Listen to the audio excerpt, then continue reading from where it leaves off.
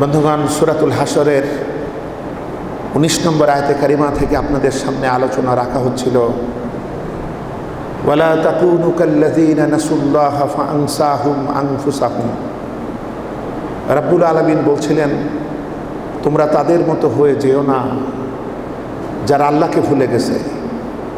তাই আল্লাহ পাক তাদেরকে আত্মভোলা বানিয়ে দিয়েছেন এবং এরাই হচ্ছে ফাসিক। আমরা হচ্ছে সৃষ্টির সেরা, সৃষ্টি জাহানে আমাদের থেকে বড় আর কেউ নাই। সেই আল্লাহ পাক আমাদের উপরে এমন এক আমানত মহাগ্রন্থ কোরআনে কারীম দিলেন, সেটাকে যদি পাহাড়ের উপরে দেয়া হতো কিংবা সৃষ্টির কোনো বিশালাকার কোনো কিছুর উপরে দেয়া হতো, এগুলো আল্লাহর ভয়তে চূর্ণ বিচূর্ণ হতো। আমরা সেটা বহন করেছি। তা আল্লাহকে ভুলে গেলে আত্মভোলা কীভাবে হয়? আমি যেহেতু সৃষ্টির সেরা, সুতরাং সমস্ত সৃষ্টি প্রয়োজনে আমার খেদমত করবে, আমার নির্দেশনা মানবে।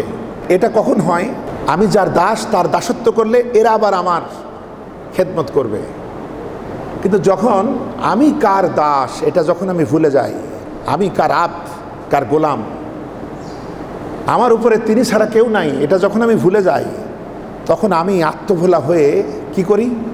আত্মভোলা হই বলেই পাথরের সামনে, নিজের হাতে গড়া মূর্তির সামনে, বিশাল বৃক্ষের সামনে, সূর্যের সামনে, পাহাড়ের সামনে, এমনকি আরও কিছু মানুষের তৈরি করা মতদর্শের সামনে আমি আনুগত্যের মাথা নত করে ফেলি। আমার আর হুঁশ হয় না যে আমি তো শুধু তার বিধানই মানব। এবং এই পৃথিবীর মানুষের ভিতরে সেরা মানুষ হচ্ছে আল্লাহর নবীরা। তাদেরকে অনুসরণ করাই আমার মর্যাদা। আমি আমার মতো আরেকটা মানুষের আনুগত্য করা আমার কিন্তু মর্যাদা না। কিন্তু যখন আমরা সেটা করি তখন বোঝা গেল আমি আমার মর্যাদা ভুলে গেলাম, আল্লাহর সাথে আমার সম্পর্ক ভুলে গেলাম, যার কারণে আমি নিজেকেই হারিয়ে ফেললাম। একটা ছেলে, সে মাঝে মাঝে ভয় পেত যে আমি বোধহয় হারিয়ে যাব নাকি, তো কীভাবে নিজেকে ঠিক রাখবে, এই জন্য সে গলায় একটা শামুকের মালা দিছিল, মানে একটা গল্প। এবং মাঝে মধ্যে চেক করে দেখতো, মালা আছে যখন বুঝতো এই তো আমি তাহলে ঠিকই আছি। আধ পাগলা টাইপের লোক। একদিন দুপুরে ঘুমায় গিয়েছে, ছোটো ভাইটার শখ বড় ভাইয়ের ওই মালাটা একটু গলায় দিয়ে কেমন লাগে দেখতে, কিন্তু ভাই তো মালা হাতছাড়া করে না। তা আজকে যখন ঘুমায় গিয়েছে, এই সুযোগে ছোটো ভাই গলা থেকে মালা খুলে নিজের গলায় পরে বাইরে ঘুরে বেড়াচ্ছে। ইতিমধ্যে ঘুম ভেঙে হাত দিয়ে দেখে মালা নাই। তখন সে চিৎকার দিয়ে বলছে, আমি কোথায় গেলাম, আমি কই? এইভাবে সে নিজেকে খুঁজে বেড়াচ্ছে। এরপরে খুঁজতে খুঁজতে ভাইয়ের সাথে দেখা হয়ে গেল। এবার ভাইয়ের গলায় মালা দেখে সে বলছে, এই তো আমি, মালা যার গলায় সেই তো আমি।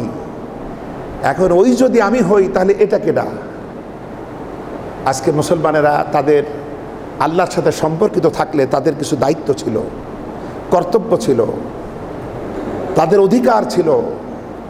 সেই সমস্ত দায়িত্ব কর্তব্যের ময়দানে আজ মুসলমানকে পাওয়া যায় না। মুসলমান হবে শ্লীল, পুত পবিত্র, তার দ্বারা মানবতার কল্যাণ সাধন হবে। সে স্রষ্টার বিধানের আনুগত্য করবে, সে হবে বিশ্বব্যাপী মানবতার মহান মডেল। এই সমস্ত জায়গায় মুসলমানকে পাওয়া যাওয়ার কথা। জাকাতের ময়দানে, দয়ার ময়দানে, মানবতার ময়দানে মুসলমানকে পাওয়ার কথা।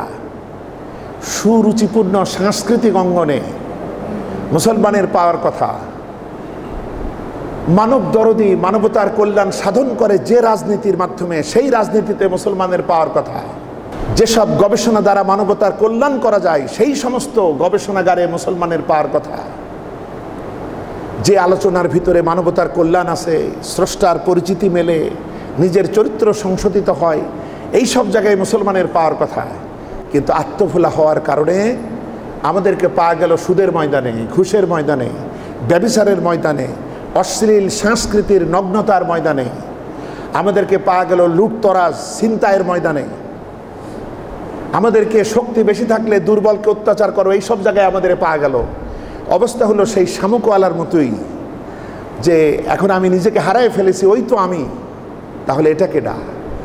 আজকে ইসলামগুলা মানবে কারা? এই মুসলিমরাই তো আগে মানবে, এবং আমরা মানিয়ে বিশ্বব্যাপী আমরা একটা মডেল হিসাবে প্রমাণিত হব এই যে ইসলামী কল্যাণ আর সব কিছুই অকল্যাণ। তো এই প্রমাণটা দেখানো দরকার আমাদেরকে, সেইটা আমরা দেখাতে পারিনি, যে জন্যে আল্লাহ পাক তাই বলছেন তোমরা তাদের মতো হয়েও না যারা আল্লাহকে ভুলে গেছে, তাই আমি ওদেরকে আত্মফেলা বানাইছি। আমাদের এই অবস্থা হলো কেন? হলো এর জন্য মাথায় গণ্ডগোল। আমাদের মাথা দুই রকম, বিগত দিনও বলেছি। একটি হচ্ছে ধর্মীয় নেতা, আরেকটি হলো রাজনৈতিক নেতা। আমরা ইচ্ছাই হোক অনিচ্ছাই হোক এদেরকেই অনুসরণ করে চলি। আমাদের ব্যক্তি, পরিবার, সমাজ ও রাষ্ট্রে আমরা এই দুই ধরনের নেতাদের আনুগত্য করে চলি। এই কথা আমি বিগত দিনে বলছিলাম। কোরআনে কারীমে আল্লাহ পাক এই দুই শ্রেণীকেই নেতা বলেছেন।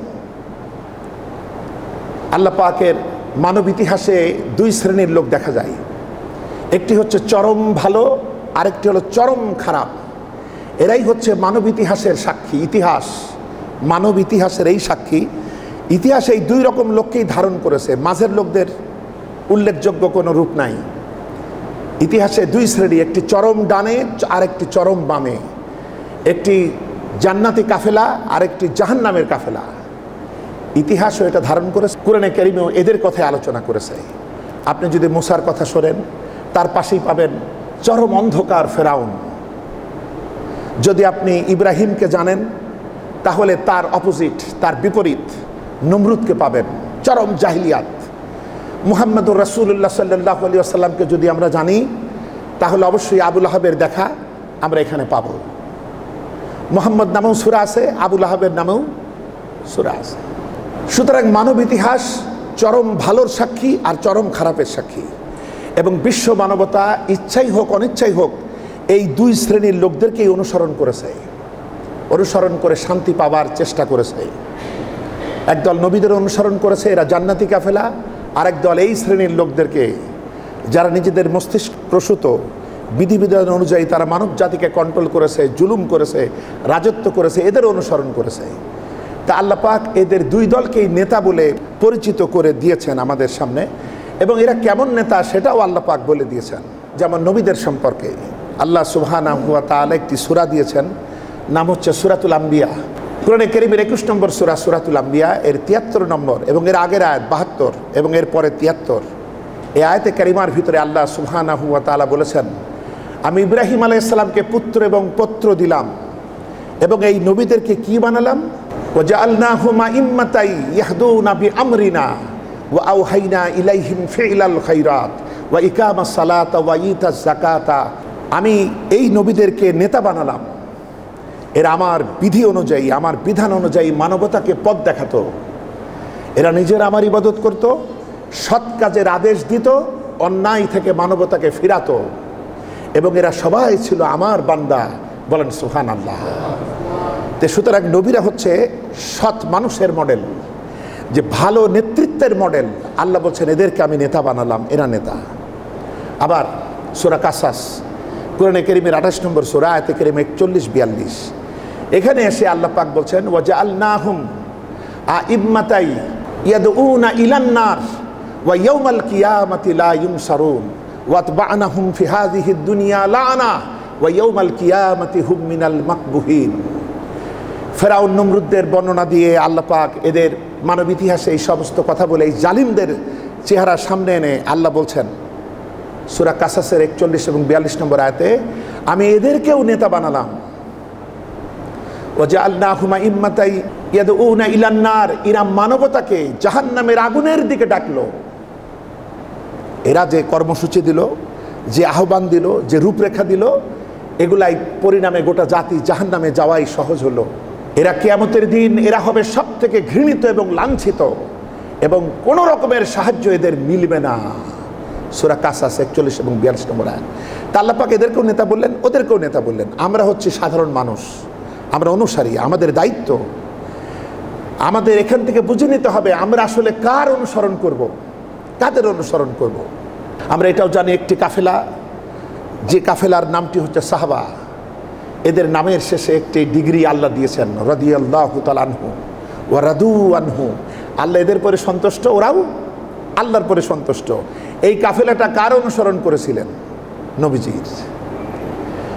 সুতরাং আমরা যদি সাফল্য অর্জন করতে চাই, মালিকের সন্তুষ্টি চাই, তাহলে এই রকম প্রলোভন, এই রকম অচেতনতা, আত্মভোলা অবস্থা থেকে মুক্ত হয়ে নবী এবং নবীদের অনুসারীদের নেতা মেনে অনুসরণ করা লাগবে যদি দুনিয়াতে এবং আখেরাতে সাফল্য পেতে চাই। বন্ধুগণ, এখন অনুসরণ কার করবো? আল্লাহ পাক দুটি নেতাদের চেহারা আমাদের দিলেন। একদল নেতা নবীরা, এবং তারা কি করত? মানবতাকে ভালো বানাইতো, খারাপ পথ থেকে ফিরাতো, এরা আল্লাহর বন্দেগী করত। আরেক দল মানবতাকে আগুনের দিকে ডাকতো এবং তারা নিজেরা ছিল আল্লাহর ঘৃণিত, এবং এরা কিয়ামতে কোনো সাহায্যকারী পাবে না।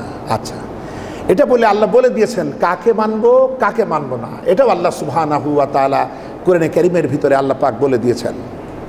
দেখুন সূরা কাহাফ 18 নম্বর সূরা কোরআনে কারীমে, আয়াতে কারীমা 28, ওয়ালা তুতি মান আগফালনা কলবাহু আন যিকরিনা ওয়াত্তাবা হাওয়াহু ওয়া কানা আমরুহু ফুরুতা। যার দিল আমার স্মরণ শূন্য, যার হৃদয় আমার স্মরণ নাই, এবং যে নিজের নফসের কামনা বাসনার অনুসারী আর আমার বিধানের সীমা লঙ্ঘনকারী, খবরদার এদের নেতৃত্ব তোমরা মানো না। এবার চিন্তা করুন, আমরা শুধু মনে করি জেনা, ব্যভিচার, মিথ্যা টিথ্যা বলা এগুলাই গুনাহ, এগুলাই বোধহয় শুধু হারাম, কিন্তু এইগুলা হলো হারামের মূল। আমরা যখন জাহিলি নেতৃত্ব মানব তখন সমস্ত হারামগুলি প্যাকেজ আকারে আমার আপনার কলিজায় জায়গা করে নেবে। ওগুলা তো বিচ্ছিন্ন বিচ্ছিন্ন হারাম, আর এগুলো হারামের বাপ। যখন আমি ভুল নেতৃত্বের অনুসারী হব তখন অনায়াসে এই সমস্ত হারামগুলি প্যাকেট করে প্যাকেজ আকারে আপনার আমার সামনে ফাও আকারে চলে আসবে। আল্লাহ বলছেন, শোনো, যাদের দিলে আমার স্মরণ নাই, যারা নিজের নফসের কামনা বাসনার অনুসারী আর আমার আইন ও বিধানের সীমালঙ্ঘনকারী, তাদের নেতৃত্ব তোমরা মানো না। সূরা শুআরা কোরআনে কারীমের 26 নম্বর সূরা, আয়াতে কারীমা 151 152, ওয়ালা তুতিউ আমরাল মুসরিফিন আল্লাযীনা ইউফসিদুনা ফিল আরদ। যারা এই জমিনে অশান্তি এবং বিপর্যয় সৃষ্টি করে, মানব জাতির সংশোধনের কাজ করে না, তোমরা ওদের নেতৃত্ব মানো না। আল্লাহ পাক হারাম করে দিলেন। এটা এক গেল। এবার নবীদের ব্যাপারে আল্লাহ পাক কি বলছেন দেখুন। সূরাতুশ শুআরার ভিতরে 6ষ্ঠ রুকু, 7ম রুকু, 8ম রুকু, 9ম রুকু, 10ম রুকু, এই 5টি রুকুতে আমরা 5 জন নবীকে পাই। হযরতে নূহ আলাইহিস সালাম, হযরতে হুদ আলাইহিস সালাম, হযরতে সালেহ আলাইহিস সালাম, হযরতে লূত আলাইহিস সালাম এবং হযরতে শুআইব আলাইহিস সালাম। এই 5 জন নবীকে তার জাতির সঙ্গে বিতর্কে লিপ্ত অবস্থায় দেখতে পাই এই 5টি রুকুতে। তাই নবীদের সাথে তার জাতির নেতা এবং জাতীয় লোকদের সাথে কথা হতে গিয়ে নবী সমাধান দিচ্ছেন একই ভাষায়, একই শব্দে, একই অক্ষরে। এই 5 জন নবী, সুবহানাল্লাহ পড়ি আমরা। 108 নম্বর আয়াত, 110 নম্বর আয়াত, 126 নম্বর আয়াত, 131 নম্বর আয়াত, 144 নম্বর আয়াত, 150 নম্বর আয়াত, 163 নম্বর আয়াত, 179 নম্বর আয়াত। ফাত্তাকুল্লাহ ওয়া আতিউন, তোমরা আল্লাহকে ভয় করো এবং আমার অনুসরণ করো। বলেন সুবহানাল্লাহ। এটা নবীদের ফয়সালা, আল্লাহ পাক এটা শোনাচ্ছেন এই নবীদের মুখ দিয়ে। এতগুলি আয়াতের ভিতরে এই 5টি রুকুতে যে সিদ্ধান্ত ঘোষিত হলো তা হলো, হে আমার জাতি, আল্লাহকে ভয় করো, ফাত্তাকুল্লাহ ওয়া আতিউন, এবং আমাকে অনুসরণ করো। এখন আমি মুসলিম হিসেবে আমার করণীয় কি? বন্ধুগণ, আমরা সবাই জানি, আমাদের জাতীয় নেতৃবৃন্দ বলে, যখন রবিউল আউয়াল মাস আসে তখন বলে এই অশান্তিময় বিশ্বে শান্তি প্রতিষ্ঠার জন্য মুহাম্মদ সাল্লাল্লাহু আলাইহি সাল্লামের আদর্শ অনুসরণ করতে হবে। এটা তারাও বলে, এটা ভুলে যাবে কিভাবে? কিন্তু বাস্তব জীবনে ভুলে গিয়েছে আত্মভোলা। আমরাও জানি সূরা আহজাবের 21 নম্বর আয়াত, লাকাদ কানা লাকুম ফি রাসূলিল্লাহি উসওয়াতুন হাসানাহ লিমান কানা ইয়ারজুল্লাহ ওয়াল ইয়াউমিল আখির ওয়া যাকারাল্লাহা কাসীরা। তোমরা যারা আল্লাহ এবং আখিরাতকে ভয় করো, আল্লাহর সামনে আর আখিরাতে জবাবদিহি করতে হবে, এই ভয় তোমাদের যাদের কলজেই আছে, আর যারা আমার উপর ঈমান রাখো, শুনে রাখো তোমাদের জন্য আমার নবীজির মাঝে রয়েছে মহত্তম আদর্শ। বলেন আলহামদুলিল্লাহ। এছাড়া উপায় নেই। এবং পৃথিবীতে রাজনৈতিক রঙ্গমঞ্চে যাদেরকে আমরা দেখি, এরা শুধু দুনিয়ার নেতা। আর নবীরা, বিশেষ করে রাসূল পাক সাল্লাল্লাহু আলাইহি ওয়াসাল্লাম যে কর্মসূচি দিয়েছেন, এর মাধ্যমে আমার দুনিয়ায়ও আমার আখিরাতেও, বলেন সুবহানাল্লাহ। রব্বানা আতিনা ফিদ দুনিয়া হাসানা ওয়াফিল আখিরাতি হাসানা ওয়া কিনা আযাবান নার। এখানে দুনিয়ারও কল্যাণ, এখানে আখিরাতও কল্যাণ, আর সব থেকে বড় কথা হলো জাহান্নামের আযাব থেকে বাঁচতে পারবো। আল্লাহ কবুল করুন, আমরা বলি আমিন। বন্ধুগণ, আপনারা বেশিরভাগই ব্যবসায়ী মানুষ, এই অঞ্চলে মসজিদের মুসল্লিরা ব্যবসায়ী। আমরা তো লাভের চিন্তা বেশি করি। নবীর অনুসরণে লাভ কি এটাও আল্লাহ পাক বলে দিয়েছেন, বলেন সুবহানাল্লাহ। সূরা আলে ইমরানের 31 নম্বর আয়াত দেখুন, কুল ইন কুনতুম তুহিব্বুনাল্লাহা ফাত্তাবিউনি ইউহিব্বুকুমুল্লাহ। আল্লাহ পাক নবীজিকে বলছেন, আপনি ওদের শোনান যে তোমরা যদি আল্লাহরে ভালোবাসো তাহলে আমি নবীর অনুসরণ করো। সুবহানাল্লাহ। আল্লাহরে ভালোবাসার শর্ত এইটা, নবীর অনুসরণ করা লাগবে।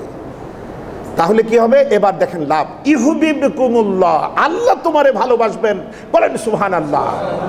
ভালোবাসা একতরফাই মজা নাই। একতরফা ভালোবাসলে বিষ খাওয়া লাগে, গলায় দড়ি টড়ি দেওয়া লাগে, কত কিছুই আমরা আমাদের দেশে দেখি। একতরফা ভালোবাসায় মজা নাই। এবার ভালোবাসাটা দোতরফা হলো। আল্লাহ বলছেন, তোরা আমারে ভালোবাসতে গেছিস, আমি বললাম আমার নবীর অনুসরণ কর। এবার মজাটা কি? আমি আল্লাহ তোদের ভালোবাসবো। সুবহানাল্লাহ। আল্লাহ পাক আরো বলছেন যে তোদের ভালোবাসবো কেন? এইরকম পচা আমরা, আমাদের এত ভালোবাসবেন কেন? আল্লাহ পাক যেন বলতে চাচ্ছেন, আমি তো তোদের পচা রাখবো না। ইয়াগফির লাকুম যুনুবাকুম ওয়াল্লাহু গফুরুর রহিম।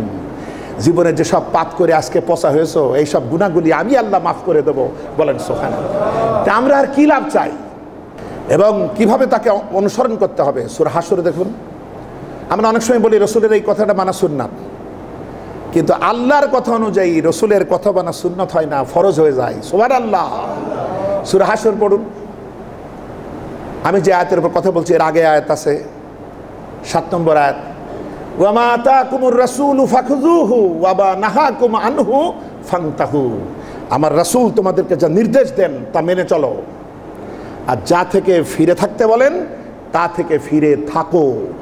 আল্লাহর হুকুম অনুযায়ী রাসূলের নির্দেশ মানে এবার ফরজ হয়ে গেল। সুবহানাল্লাহ।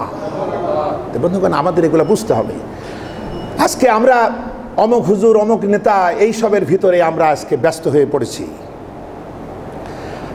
অথচ আমি বোধহয় গতদিন বলছিলাম সূরা আরাফের 3 নম্বর আয়াত থেকে, যে আল্লাহ পাক বলছেন, তোমাদের উপরে আমি যেটা নাজিল করেছি যে কিতাব, এটাকে মানো। ইত্তাবিউ মা উনজিলা ইলাইকুম মির রাব্বিকুম, রবের পক্ষ থেকে যেটা নাজিল হয়েছে সেটাকে মেনে চলো। ইত্তাবিউ মা উনজিলা ইলাইকুম মির রাব্বিকুম ওয়ালা তাত্তাবিউ মিন দুনিহি আউলিয়া। এই আউলিয়াদের অনুসরণ করো না, এটা আল্লাহ মানা করে দিয়েছে। আপনি ভালোবাসেন যারা পারেন, কিন্তু অনুকরণ এই ভালোবাসাময় ব্যক্তিদের করা যাবে না, করতে হবে নবীকে। এবং নবীকে অনুসরণ করে কেউ যদি নেতা হয়, কেউ যদি আলেম হয়, কেউ যদি যোগ্যতা সম্পন্ন কেউ হবে। এই যে মসজিদে এসে আমরা ইমামকে অনুসরণ করি, কারণ ইমাম রসুলের অনুসরণ করে বলেই করি, ঠিক কিনা বলেন? উনি যদি কোথাও উল্টোপাল্টা করেন, সঙ্গে সঙ্গে সতর্কবাণী পিছন দিক থেকে আসবে। গতদিন তার ব্যাখ্যা আমি আপনাদেরকে শোনাইছি। এবং এই কথা মনে করার সুযোগ নেই, এত বড় হুজুর, এত বড় ইমাম, আমি এবার তার লুকমা দিয়ে বিয়াদবি হবে কিনা। এই বিয়াদবি হলো আদব, বলেন সুবহানাল্লাহ। সুতরাং ওই ব্যাপারে একটু পান থেকে চুন খসার সুযোগ নাই। বন্ধুগণ দেখুন, সূরা আরাফের 157 নম্বর আয়াত, এই আয়াতটিকে, এই একই আয়াতের ভিতরে একদিকে রাসূলুল্লাহর অনুসরণের কথা বলা হয়েছে, আবার কোরআনকে অনুসরণের কথা বলা হয়েছে। বলে আল্লাহ পাক বলছেন কি দেখুন, রাসূলের পরিচয় দিচ্ছেন যে এরা এই উম্মি নবীর অনুসরণ করে। এই উম্মি নবীর উল্লেখ তাওরাতে আছে, ইনজিলে আছে, তাদের কাছে যে সহিফাগুলো আছে এখানেও তারা পায়। এই নবী কি করেন? ইয়ামুরুনা বিল মারুফি ওয়া ইয়ানহাউনা আনিল মুনকার। তিনি সৎ কাজের আদেশ দেন, অন্যায় থেকে মানুষকে ফিরান, নিষেধ করেন, এবং তিনি তাদের জন্য পবিত্র জিনিসগুলোকে হালাল করেন এবং অপবিত্র জিনিসগুলোকে তিনি হারাম করেন। ইউদা আনহু ইসরাহুম ওয়াল আগলাল আল্লাতী কানাত আলাইহিম। এবং যেসব গুরুভার তাদের উপরে চাপানো ছিল, যা তাদের কোমর ভেঙে দিচ্ছিল, নানা রকমের অনুষ্ঠান, নানা রকমের রসম রেওয়াজ, হাজারো রকমের হাবিজাবির বাঁধনে গোটা জাতিকে আটকে ফেলা হয়েছিল। এইটা করো, ওটা করো, এইটা মানতে হয়, ওটা মানতে হয় ধর্মের নামে। এত কিছুতে গোটা জাতিকে আষ্টে পৃষ্ঠে বেঁধে ফেলেছিল ধর্মীয় নেতারা। তা আল্লাহ পাক তাই নবী সম্পর্কে বলছেন যে ইয়ামুরুনা বিল মারুফি ওয়া ইয়ানহাউনা আনিল মুনকার, যে তিনি তোমাদেরকে সৎ কাজের আদেশও দেন, অন্যায় থেকে ফিরান, পবিত্র জিনিসগুলো হালাল করেন, অপবিত্র জিনিস হারাম করেন, এবং তিনি তোমাদেরকে সেই সব গুরুভার এবং শৃঙ্খল শিকল থেকে তোমাদের মুক্ত করেন যা তোমাদের উপরে চাপানো ছিল। বহু কিছু ধর্মের উপরে, ধর্মের নামে বহু ভারী কিছু আমাদের উপরেও চাপানো আছে, যেগুলো আমরা অনেক ফজিলতের কাজ মনে করি। একটু উল্টোপাল্টা মনে হলেই আমরা ফতোয়া দিয়ে দিই, কাফের হয়েছে, ফাসেক হয়েছে, মুনাফিক হয়েছে, নানা রকম ফতোয়াবাজি কিন্তু আমরা করি। এবং এইগুলা কোনো ফরজও না, এগুলো ওয়াজিবও না, এমন কিছু রসম রেওয়াজ এমনভাবে চাপাই দিয়েছে, এইটা বাঁচাতে গিয়ে আমরা উম্মাতের উপরে আরোপিত ফরজ এক থাকা, এটাকে আমরা ধ্বংস করে ফেলছি। মানে আমরা এমন মৌলবী ফরজ তরক করি, অথচ নফলগুলা বাদ দিতে রাজি নই। বন্ধুগণ, সূরা আল ইমরানের 102 এবং 103 নম্বর আয়াতে আল্লাহ পাক বলেছেন, ইয়া আইয়ুহাল্লাযীনা আমানুত্তাকুল্লাহা হাক্কা তুকাতিহি ওয়া লা তামুতুন্না ইল্লা ওয়া আনতুম মুসলিমুন। হে ইমানদারগণ, তোমরা আল্লাহকে ভয় করো যেমন তিনি ভয়ের যোগ্য, আর মুসলমান না হয়ে মরো না। এখন মুসলমান হয়ে মরার নিয়ম কি? এর পরের আয়াতে আল্লাহ সেটা বলে দিয়েছেন। কোরআন দিয়ে কোরআনের তাফসির, এটাই হলো শ্রেষ্ঠ তাফসির। বলেন আলহামদুলিল্লাহ। আল্লাহ পাক কোরআন দিয়েও কোরআনের তাফসির করা যায়। আর মাসলা মাসাইল, বিধিবিধান, এসব ব্যাপারে হাদিস অবশ্যম্ভাবেই লাগে, কিন্তু মৌলিক বিষয়গুলো কোরআন দিয়েই তাফসির করা সম্ভব। আল্লাহ বলছেন, তোমরা মরো না মুসলমান না হয়ে। আমাদের মরতে মানা করা হয়েছে যে তোমরা মরে যাও না, তবে না মরে তো উপায় নাই। বলছে তাহলে মুসলমান না হয়ে মরো না। তো মুসলমান কেমনে হওয়া যায়? এর পরের আয়াতে আল্লাহ পাক বলছেন, ওয়াতাসিমু বিহাবলিল্লাহি জামিআন ওয়া লা তাফাররাকু। তোমরা ঐক্যবদ্ধভাবে আমার রজ্জুকে দৃঢ়ভাবে ধরো, সবাই মিলে ধরো, একা একা না। আমরা তো ইসলাম ধরেছি একা একা, বিচ্ছিন্নভাবে। আল্লাহ বলছেন ওয়ালা তাফাররাকু, বিচ্ছিন্ন হইও না, এটাও আবার বলা আছে ওখানে। যেমন আল্লাহকে প্রথম আয়াতে পজিটিভ নেগেটিভ আছে, যে ভয় করো যেমন তিনি ভয়ের যোগ্য, এটা হলো পজিটিভ কথা। এরপরে মরো না, এটা হচ্ছে নেগেটিভ কথা, যে মুসলমান না হয়ে মরো না। এই পরবর্তী আয়াতেও পজিটিভ নেগেটিভ আছে, বলছে তোমরা সবাই মিলে আল্লাহর রজ্জুকে দৃঢ়ভাবে ধরো। এই রজ্জু হচ্ছে কোরআন। বাপ মায়ের ভুলে আমরা পৃথিবী নামক কুয়ায় পড়ে গেছি। এবার আল্লাহ আমাদের এখান থেকে উদ্ধার করে আমাদের হারানো বাড়ি জান্নাত দিবেন। তাই আল্লাহ তাকে একটা রশি নামায় দিয়েছেন, এটা হচ্ছে কোরআনের রশি। এই রশিটা আদমের বাচ্চাদেরকে বলা হচ্ছে সবাই মিলে ধরো। এটা পজিটিভ। নেগেটিভ কথা, বিচ্ছিন্ন হয়েও না, কারণ বিচ্ছিন্ন হলে মুসলমান হিসাবে মৃত্যু নসিব হবে না। মুসলিম হিসাবে মরতে হলে ঐক্যবদ্ধই থাকতে হবে। আল্লাহ পাক চান এই কোরআনের রশি আমরা সবাই মিলে ধরে আমল করি, কিন্তু আমরা হাজারো রকমের হাবিজাবি জিনিসগুলাকে ধর্মীয় উপকরণ বানিয়ে, একটা লোক হয়তো টুপি নাই, কিছু টুপিওয়ালা এমনভাবে তাকায় আর এমনভাবে তাকে অপমান করে যে সে শেষে আর নামাজই আসলো না মসজিদে। এরকম হয় কিনা বলেন? হয়। আবার মসজিদে কিছু টুপি থাকতো, আগে দেখতাম, সেই টুপি এত পচা আর এত গন্ধ, অনেক সময় দেয় নেও টুপি মসজিদ থেকে ই করে দিত এই টুপি। ওই টুপি মাথায় দিলে তো ফেরেশতা আসবে না। তো বিষয় হলো এরকম অনেক কিছু আছে। আমি সতর ঢাকলেই আল্লাহর হক আদায় হয়, কিন্তু ফেতনাবাজদের হক এতটুকুতে আদায় হয় না। তারা ফেতনা বাদায়, হ্যাঁ এটা নেই, ওটা নেই, এইটা কেন, ওটা কেন, এরকম হাজারো দৃষ্টান্ত দেওয়া যায়। এই করে আমরা ফরজ তরককারী মৌলানা, আমরা হয়েছি ফরজ তরককারী আলিম, অথচ ওইসবগুলো আমরা খুব মজবুতভাবে ধরছি। আসলে নেই কাজ খই ভাস। কেউ যখন জিহাদ ফি সাবিলিল্লাহ করে না, সেই তখন জিহাদ ফিল ফিতনা করে। বন্ধুগণ, আল্লাহ পাক নবীজির সম্পর্কে সূরা আহজাবের 33 নম্বর আয়াতে বলেছেন, সূরা ফাতহের 8 নম্বর আয়াতে বলেছেন যে নবী, আমি আপনাকে সাক্ষী, সতর্ককারী এবং সুসংবাদদাতা হিসেবে পাঠাইছি। ইন্না আরসালনা কাশাহিদাও ওয়া মুবাশশিরাও ওয়া নাযীরা। আমি আপনাকে পাঠাইছি সাক্ষী হিসাবে, আর কি পাঠাইছি? সতর্ক করা হিসাবে, সাবধানকারী হিসাবে। কিসের সাবধান? জাহান্নামের আগুনের ব্যাপারে সতর্ককারী রূপে পাঠাইছি। আর সুসংবাদদাতা, এইসব কাজ করলে জান্নাত পাবি, এই সুসংবাদদাতা। আমরা এগুলোর একটাও হইনি। আমরা তো আসলে সতর্ককারীও নই, আমরা সুসংবাদদাতাও নই, আমরা সাক্ষীও নই। সাক্ষী কী জিনিস? মানুষ যখন পুকুর কাটে, মাঝখানে একটা কিছু উঁচা করে রাখে না, ওইটাকে সাক্ষী বলে। ওইটার মাথায় ফিতে ধরে মাপলে বোঝা যায় মাটি কত দূর কাটা হলো। এই সাক্ষী মানে মডেল। আমরা হব বিশ্ব মানবতার মডেল। আমার মাথায় ফিতে ধরে অন্য জাতি বুঝবে সততা কার বলে, মানবাধিকার কার বলে, ইনসাফ ভিত্তিক বন্টন কার বলে, ন্যায় বিচার কার বলে, মানবতার কল্যাণকর রাজনীতি কি জিনিস, ইনসাফ কি জিনিস। এটা আমার মাথায় ফিতা ধরে অন্য জাতি এখান থেকে বুঝবে। আমি হলাম মডেল। একে বলে সাক্ষী। আর সতর্ককারী আর সুসংবাদদাতা। আমরা হয়েছি ফিতনাবাজ। আমরা কারো সতর্কও করি নাই। বড় বড় গুনাহগুলো আমরা হজম করে ফেলি, মানে বড় বড় হাতি অনায়াসে গিলে ফেলি। আর খাবারের পাতে একটু মশা পড়ছে, এটা নিয়ে তুলকালাম কাণ্ড আমরা হলো বাধায় দিই। সুতরাং ঐক্যবদ্ধ আমরা হলো সেই ফরজ তরফকারী মুসলিম। আল্লাহ আমাদেরকে রক্ষা করুন, আমরা বলি আমিন। ঐক্যবদ্ধ থাকা ফরজ। যেসব ব্যাপারে আজকে উম্মত অনৈক্য করেছে এগুলো সব বাহ্যিকতার দিক। আপনার যদি এক করার ইচ্ছা থাকে, এক করতে হলে গোড়াগুলো এক জায়গায় করতে হবে, আগা এক জায়গায় করে এক করা যাবে না। কোরআন হচ্ছে মৌলিক। এই কোরআন একমাত্র কেতাব যা শতদা বিচ্ছিন্ন আরব বিশ্বকে এক কাতারে এনেছিল। কোথায় পারস্যের সালমান, সে এসে মক্কার সাহাবীদের সাথে একাকার হয়ে গেল। কোথায় আবিসিনিয়া আফ্রিকার বেলাল, এখানে সে এক হয়ে গেল। তো বিষয় হলো কোরআন হলো ঐক্যবদ্ধের কেতাব। এর বাইরে আপনি মসলা মাসাইল দিয়ে এক করতে পারবেন না। ওটা হলো ডাল ধরা মতো, আপনার ধরতে হবে গোড়ায়। এবং কোরআন একতার ব্যাপারে এত ছাড় দেয়, সুবহানাল্লাহ।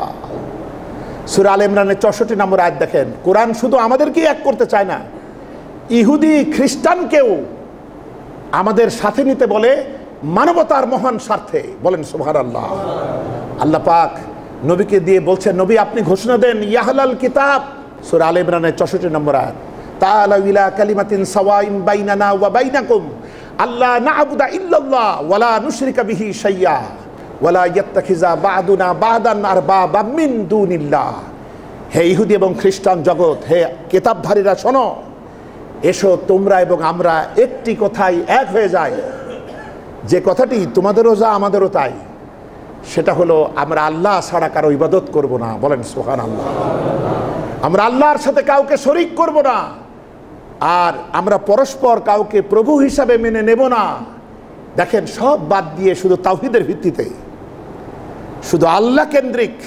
আল্লাহ পাক চান সব ছাড়ো, দরকার হলে এক হও, এই এতটুকু কমসে কম শর্তে। বন্ধুগণ, মতভেদ থাকবে, এটা স্বাভাবিক। মতভেদ না থাকলে সৌন্দর্য থাকে না।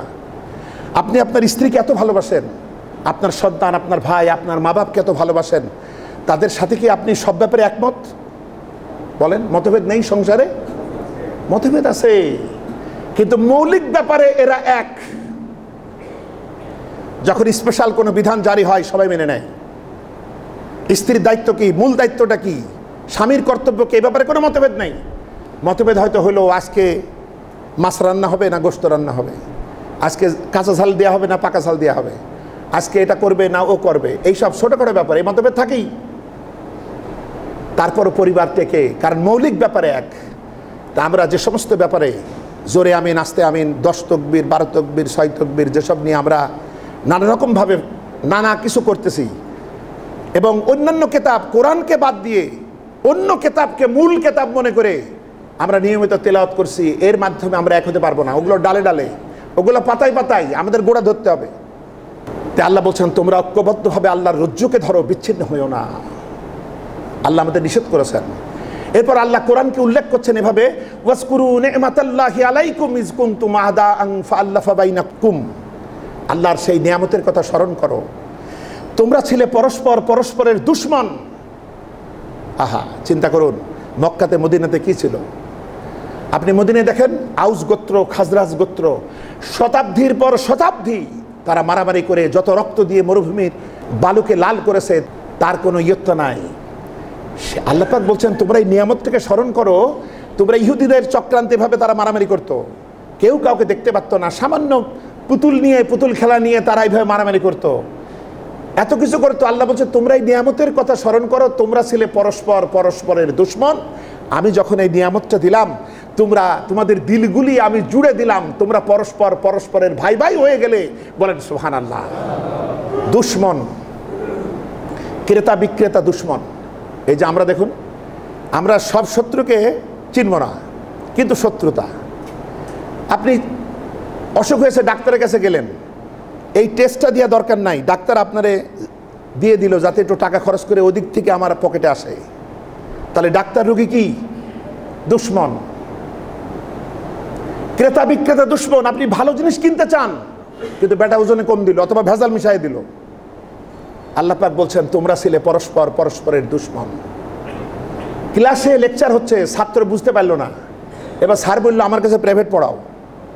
এইবার প্রাইভেট পড়ে অতিরিক্ত টাকা পাইলো। এইবার শিক্ষক বললেই বুঝতে পারছে, তাহলে ক্লাসের লেকচার ছিল কি চীনা ভাষায় না মাতৃভাষায়? ওখানে বুঝলো না, আর ঘরের ভিতরে পড়তে গেলে বুঝবো। তার মানে শিক্ষক ছাত্র দুশমন। বন্ধুগণ, আল্লাহ পাক বলছেন স্মরণ করো সেই নিয়ামতের কথা, তোমরা ছিলে পরস্পর পরস্পরের দুশমন, এবং এই নিয়ামত যখন দিলাম তোমরা ভাই ভাই পরিণত হলে। কত আপন হলো। এবার সাহাবীরা নিজেদের কষ্টার্জিত সম্পদ মানবতাকে দিল। তারা নিজের জমি জায়গার ভাগও মক্কার এই যে আনসারি সাহাবীরা মুহাজির সাহাবীদের দিতে গেল।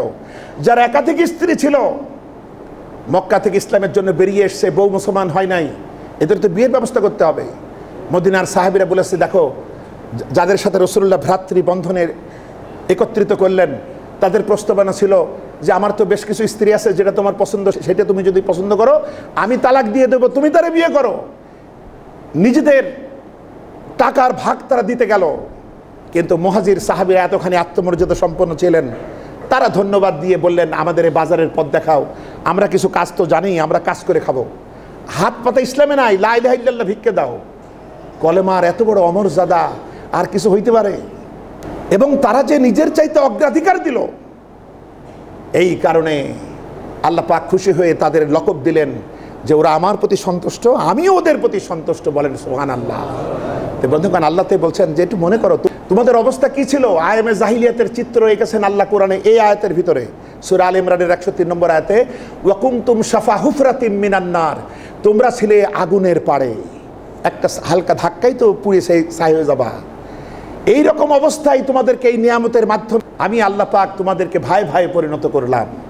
তো বন্ধুগণ, আমাদের ইসলামের স্পিরিট বুঝতে হবে যে আমাদের বড় কিছু ছাড় দিয়ে হলেও, নিজের মন চাহি অনেক কিছু, এগুলো ছাড় দিয়ে হলেও সবর অবলম্বনের মাধ্যমে এই উম্মাকে এক রাখতে হবে। উম্মা যদি এক থাকে লাভ হবে ইসলামের, আর উম্মা যদি টুকরা টুকরায় পরিণত হয় তাহলে ক্ষতিগ্রস্ত হবে মুসলিম উম্মা। আল্লাহ আমাদেরকে রক্ষা করুন, আমরা বলি আমিন। বন্ধুগণ, সুতরাং আমি আলেম সমাজের কাছে শ্রদ্ধার সাথে বিনয়ের সাথে আহ্বান জানাবো, আমরা কোরআনে কারীমের মৌলিক কথাগুলি আগে মানুষের কাছে প্রসার করি। যে দেশের প্রধান মুফতি হয় অমুসলিম, সেই দেশে ছোটোখাটো ফতোয়া দিয়ে কোনো লাভ আছে? প্রধান মুফতি মানে কি? প্রধান বিচারপতি। মুসলমান না অমুসলমান কন? সেই দেশের প্রধান মুফতি অমুসলিম, সেই দেশে আপনি ঘরের ভিতর থেকে ফতোয়াবাজি করে উম্মতকে ধ্বংস করে কোনো লাভ নাই। বরং মৌলিক বিষয়ে আমরা আগে ঐক্যবদ্ধ হই। আমাদের সমাজে বিভিন্ন সময় কথা ওঠে, আমরা শুধু পোশাক আশাকে কাউকে একটু সাইজ মতো দেখলেই মনে করি উনি আলেম, এবং তাকে বাউনি পীর সাহেব, বাউনি খতিব, বাউনি হুজুর। আর কারো যদি ওই জাতীয় পোশাক না থাকে আমরা মনে করি এই লোকটা ফাসেক। এরকম সমাজ আছে কিনা বলেন? বন্ধুগণ, আলেম কারে বলে সংজ্ঞা আমি কার কাছ থেকে নেব? আল্লাহর থেকে নেব, ঠিক কিনা বলেন? বন্ধুগণ, কোরআনে কারীমে আলেমের ব্যাপারে আল্লাহ পাক নিজে বলেছেন, যেহেতু এটা একটা গুরুত্বপূর্ণ বিষয়, আমাদেরকে এভাবে মিসগাইড করা হয়। ডাক্তার জাকির নায়েকের কথা তোলা হয়, এই লোকটা এই করছে, মানে মনে হচ্ছে যেমন অমুসলিমরা মনে করে যে ব্রাহ্মণ বাদে কেউ যদি বেদ স্পর্শ করে তার 14 গোষ্ঠী যাবে নরকে। তা আমরা মনে করেছি শুধু আমরা যারা হুজুর, মৌলানা, মৌলবী এরাই শুধু কোরআন পড়বো, সাধারণ মানুষ যেন কোরআনের ধারে কাছে আসতে না পারে, এরকম একটা মানসিকতা। অথচ রাসূল পাক সাল্লাল্লাহু আলাইহি ওয়াসাল্লাম তার বিদায় হজের ভাষণে বলেছিলেন, বাল্লিগু আন্নি ওয়ালাউ আয়া, আমার পক্ষ থেকে একটাও যদি জানো সেটা অন্যের কাছে পৌঁছাও। বন্ধুগণ, একটি কথা ইন্টারনেটে পেলাম, ইউরোপে একজন মুসলমান হয়েছে। মুসলমান হওয়ার পর সে যখন রাসূলের পাকের এই মেসেজটা জানলো যে নবীজি বলেছেন আমার পক্ষ থেকে একটা কথাও যদি জানো এটা অন্যদের কাছে পৌঁছাও, সে আবেগে প্রকম্পিত হলো এবং আসরের নামাজের পর মসজিদের মাইকটা সে নিয়ে সূরা ফাতিহা ভাঙা ভাঙা তেলাওয়াত করে সে শোনায় দিল। লোকেরা তারে বলল, তোমার এই সূরা ফাতিহা তো সবাই জানে, তুমি তো এখনো ভালো করে পড়তে পারো না, তুমি এইভাবে শুনলে কেন?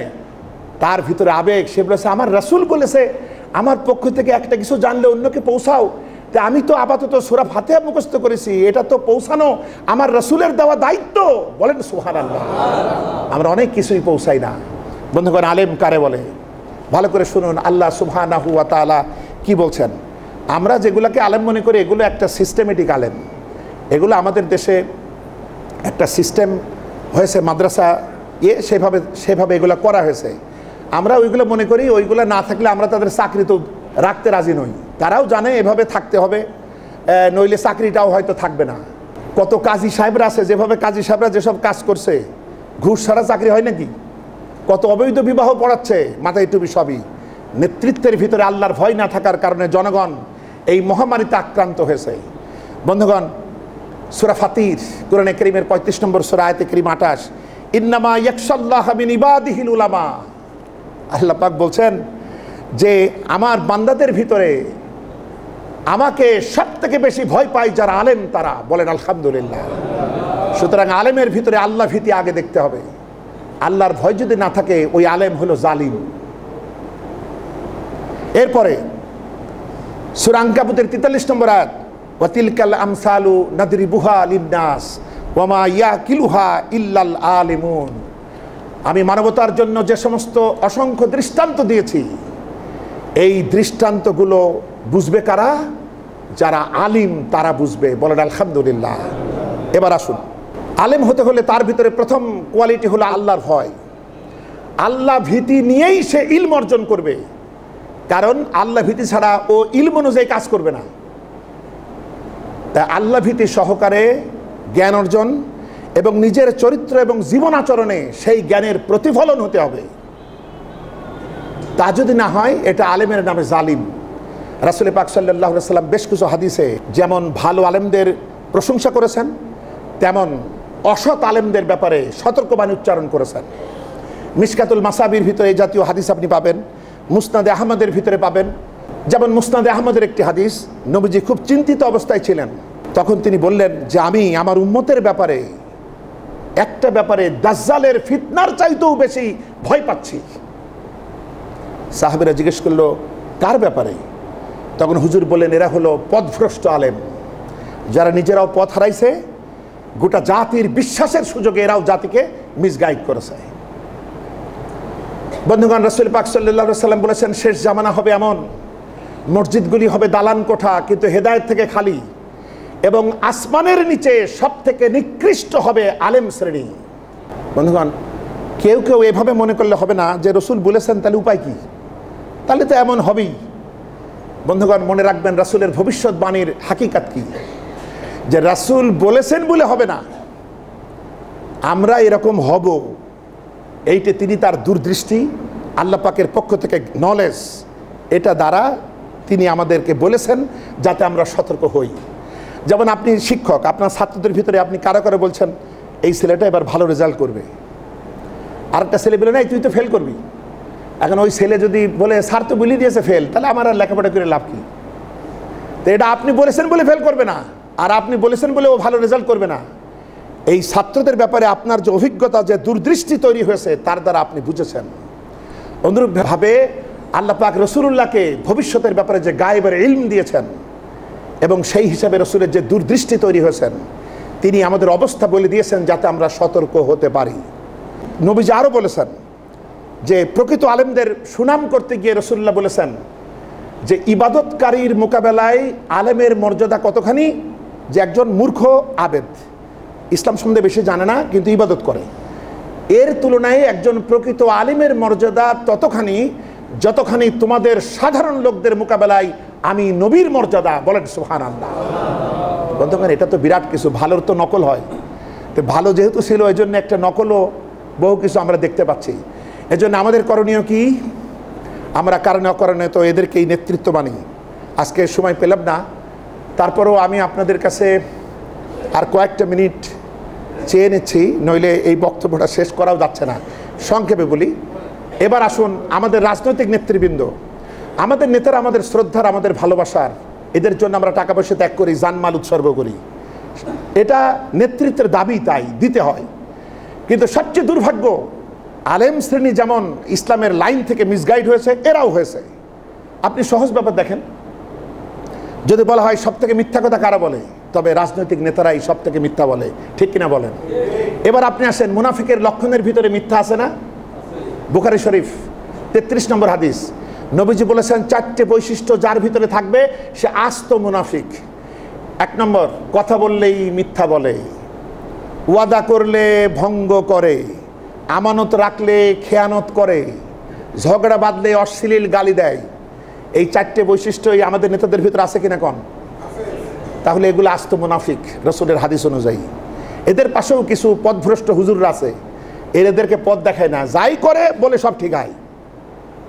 এটাই হলো এই যে পথভ্রষ্ট আলেম কিভাবে গোটা জাতিকে ধ্বংস করে, ওদেরকেও ওরাও এভাবে ধ্বংসের শিকার হয়।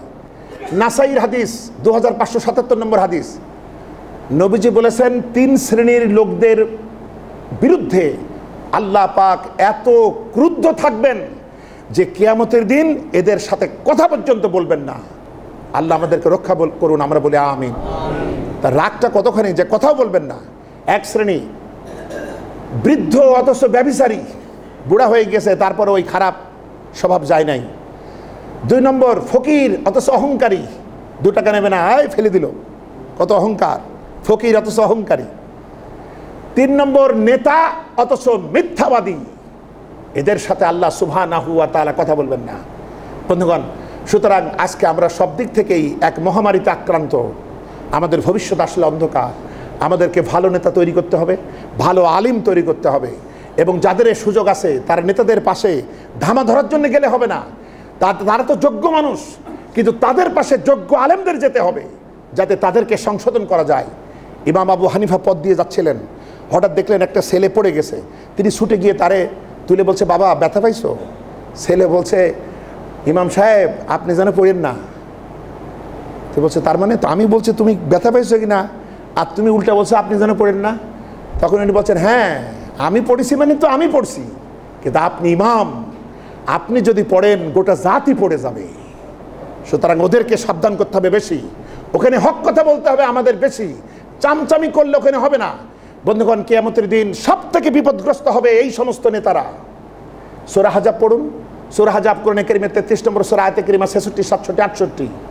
আল্লাহ পাক বলছেন, ইয়াউমা তুকাল্লাবু উজুহুহুম ফিন্নারি, কিয়ামতের দিন যেদিন এদের চেহারাকে আগুনে ঝলসানো হবে, তখন অনুসারীরা ওই নেতাদেরকে গাইল দেবে। তারা বুঝতে পারবে ওই খারাপ নেতা ছিল বলে আজকে আমাদের এই অধপতন, ওরা ভালো হলে আমরাও ভালো হতাম। আজকে ইসলামের বিধিবিধানগুলো যদি দেশে কায়েম হয়, তাহলে চোখের জেনা থেকে আমরা সহজে বাঁচবো না, আমার টাকা পয়সা সুদের হাত থেকে বাঁচবে না, আমার যোগ্য ছেলে চাকরিতে ঘুষ থেকে বাঁচবে না। তো এখন কি হচ্ছে ঘটনাটা, ওই দিন গিয়ে বুঝে ফেলবে সব জারি জুরি। তখন আল্লাহ বলছে, উপায় তো নেই, এবার ওদের চেহারা যখন আগুনে ঝলসানো হবে, মানে কষ্টে বলবে যে আমরা আতানাল্লাহ ওয়া আতানার রাসূলা। আহারে, সেদিন যদি আল্লাহ তোমারে মানতাম আর তোমার রসুলকে মানতাম, তাহলে আজকে বিপদ হতো না। এরপরে তারা সামনে নিয়ে বলবে, ওয়াকালু রব্বানা ইন্না আতানা সাদাতানা ওয়া কুবারানা ফাদাল্লুনা সাবিলা। হে আমার রব, আমরা দুনিয়াতে আমাদের নেতাদের আর বড় লোকদের অনুসরণ করতাম, ফাদাল্লুনা সাবিলা, ওরাই আমাদেরকে পথভ্রষ্ট করেছে। সুতরাং রব্বানা আতিহিম দিফাইনি মিনাল আযাবি ওয়াল আনহুম লানান কাবীরা, তুমি আমাদেরকে যে কষ্ট দিচ্ছ এর ডবল আযাব ওই নেতাগুলোকে দাও, এবং জাহান্নামের কঠিন জায়গাকে ওদের জন্য রিজার্ভ করো। আল্লাহ আমাদেরকে রক্ষা করুন, আমরা বলি আমিন। সুতরাং এবং প্রত্যেকটি গ্রুপকেই তার নেতা সহ ডাকা হবে। সূরা বনী ইসরাঈলে আল্লাহ পাক এই সব কথা উল্লেখ করেছেন। এবং নেতাদের সাথে অনুসারীদের কিয়ামতে কথোপকথন, ঝগড়াঝাঁটি সব কোরআনে আল্লাহ পাক বলে দিয়েছেন। এগুলো আমরা বুঝবো কিভাবে? আমাদের লোকেরা বুঝালো, কোরআন বুঝো না, এটা কঠিন জিনিস, এটা আলেমদের কাজ। আরে বেটা, আমরা বুঝলাম না, তুই তো বুঝিস, তুই আমাদের বুঝা। সেও তো বুঝায় না, সেও তো বুঝায় না। আজকে ইহুদি খ্রিস্টানরা যেমন চায় না কোরআন মুসলমানরা জানুক, কোরআন ছাড়া একটা আদমশুমারির জাতি তৈরি হোক, আজ কিছু সংখ্যক আলেমরাও মনে করে কোরআনটা না বুঝুক, আমরা যা বলি তাই বুঝুক। বন্ধুগণ, সুতরাং আল্লাহ পাক বলেছেন তোমরা তাদের মতো হইও না যারা আল্লাহকে ভুলে গেছে, তাই আল্লাহ তাদেরকে আত্মভোলাই পরিণত করেছেন। বন্ধুগণ, এটা আমাদের জন্য আত্মঘাতী। আল্লাহ আমাদের প্রতি রহম করুন। পাশাপাশি আরেকটি কথা, সেটা হলো রোহিঙ্গা মুসলমান, তারা আমাদের ভাই, ঠিক কিনা বলুন? তাদের জন্য আল্লাহর মেহেরবানি, মাত্র কদিনের ভিতরে সারা দুনিয়া সাড়া দিয়েছে। আমাদের মাননীয় প্রধানমন্ত্রীও সেখানে গিয়েছেন, ঠিক কিনা বলেন? সুতরাং আমরা প্রত্যেকটি ভালো কাজকে স্বাগত জানাই। আন্তরিকতার সাথে আমাদের এই ভাইদের পাশে দাঁড়াতে হবে। পাশাপাশি আমাদের কিছু করণীয় কর্তব্যও আছে। সেই কাজগুলো তো তারা করছে, যেমনভাবে হোক তারা যেটা বুঝেছে সেসবে করছে। জাতিসংঘ প্রয়োজনে সাড়া দিচ্ছে। কিন্তু একটা বিষয় হলো, এদের অপরাধ কি? এদের অপরাধীরা এরা হলো মুসলমান, ঠিক কিনা বলুন? কুরআনে কারীমে সূরা হাজের 39, 40, 41 নম্বর আয়াত পড়লে বুঝবেন, যারা এভাবে আক্রান্ত হয়, যাদেরকে অন্যায়ভাবে ঘর থেকে বের করে দেওয়া হয়, তাদের জন্য যুদ্ধ হয়ে যায় ফরজ। এবং আল্লাহ পাক, আমরা যারা ভালো আছি, এটা তো মীমাংসিত সত্য, যদিও আমরা যুদ্ধ চাচ্ছি না পরিস্থিতির কারণে, পরিবেশের কারণে, কিন্তু মুসলিম উম্মাহকে বুঝতে হবে যে কোনো জালিমের মোকাবেলা কিভাবে করতে হয়, মজলুমের পক্ষে কিভাবে দাঁড়াতে হয়। সূরা নিসার 75 এবং 76 নম্বর আয়াতে আল্লাহ বলেছেন, তোমাদের কি হলো? তোমরা কেন ওই সমস্ত অসহায় মানবতার পক্ষে লড়াই করো না যারা আর্তনাদ করে বলছে, হে আমার রব, আমাদেরকে এই জালিমের জনপদ থেকে বাঁচাও, আর আমাদের জন্য পাঠাও কোনো উদ্ধারকারী, সাহায্যকারী। তখন তোমরা চুপ করে থাকলে। এই বলে কারা যুদ্ধ করে, এই পরিচয় আল্লাহ দিয়েছেন 76 নম্বর আয়াতে। যারা ইমানদার তারা আল্লাহর পথে যুদ্ধ করে, আর যারা কাফের তারা তগুতি বিধান প্রতিষ্ঠার জন্য যুদ্ধ করে। সুতরাং তোমরা যারা মোমেন, তোমরা এই বাতিলের বিরুদ্ধে যুদ্ধ করো। মনে রেখো, শয়তানের চক্রান্ত আসলেই দুর্বল। তো বন্ধুগণ, সর্বশেষ একটি কথা বলতে চাই, যেটা আমাদের মাথায় থাকা দরকার। 71-এ আমাদের দেশ স্বাধীন হয়েছে যে পথে, আমি মনে করি আরাকানের সমাধানও সে পথেই হতে পারে। যেমন ভারত আমাদেরকে আশ্রয় দিছিল 71-এ, ঠিক কিনা বলেন? তারা শুধু আমাদের খাওয়াই নাই, তারা আমাদের মুক্তিযুদ্ধের ট্রেনিংও দিছিল, ঠিক কিনা? মুক্তিযুদ্ধের ট্রেনিংয়ে ঢুকাই দিল, আমরা যুদ্ধ করে আমাদের মাতৃভূমি, জন্মভূমি স্বাধীন করলাম। আজকের আরাকানি লক্ষ লক্ষ মাজলুম ভাইয়ের এসছে, বোনের এসছে। এই যোগ্য ভাইগুলাকে যদি আমার দেশের সরকার, আমার দেশের পক্ষ থেকে শুধু খাওয়ানো না, খেতে তো দিতেই হয়, মানবতার মৌলিক প্রয়োজন। তাদেরকে যদি যুদ্ধের মতো যোগ্যতা অর্জন করিয়ে অস্ত্র দিয়ে আরাকানের এই মুসলমানগুলাকে তাদের জন্মভূমি আরাকানে ঢুকে দেওয়া হয়, তবে ওরাই যুদ্ধ করে আরাকানকে স্বাধীন ইসলামী রাষ্ট্র করতে পারে, ঠিক কিনা বলেন? তা আমাদের আজকের এই খুতবা থেকে অনুরোধ জানাবো, গঠনমূলক বাস্তবমুখী কাজ করা হোক। এর মাধ্যমে আরাকানের এই মুসলিম মানুষদেরকে তাদের ইনসাফ কায়েমের সুযোগ এনে দেওয়া হোক। আল্লাহ আমাদের প্রতি রহম করুন, মেহেরবানি করুন, সাহায্য করুন। আমরা বলি আমিন। আসসালামু আলাইকুম ওয়া রাহমাতুল্লাহি ওয়া বারাকাতুহু।